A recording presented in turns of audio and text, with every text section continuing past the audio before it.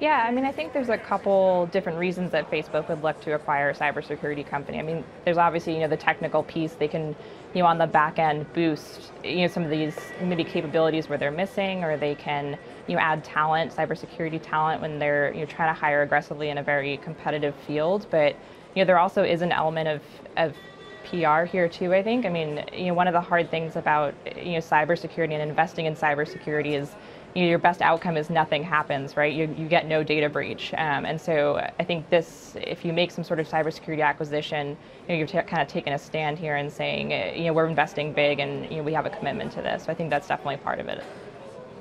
Which names are they looking at, and what does it tell us about what they want? Yeah, I mean, I think there's a couple, kind of broad categories, that we've heard echoed both from the people that we've talked to, familiar with Facebook's thinking, and people that they've approached. It looks like there's, kind of some thoughts around, analytics for cybersecurity, things they can do there, things for like digital risk management, account security, identity, categories like that. I think are very interesting to Facebook. And just from an outsider and someone who follows the cybersecurity industry closely, those would make a lot of sense for a company like Facebook. When we think of the big issue on a PR front that they've been facing and trying to handle, it's been one of data privacy, misuse of customer data. That's not really something that cybersecurity itself can help with, is it?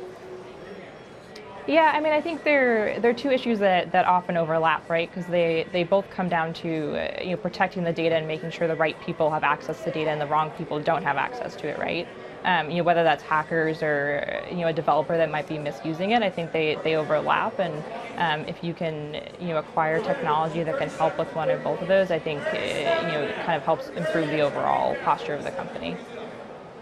Is there a sense that, I mean, Facebook needs to have a new cybersecurity capability to prevent the kind of hacks that we saw this year? Or is it, I mean, to Wilfred's earlier point, purely reputation? Because they've made a number of cybersecurity acquisitions, smaller ones over the years, haven't they? Yeah, they've made some, not as many quite in recent years. In 2014, they acquired a company called Private Core, which does server security technology.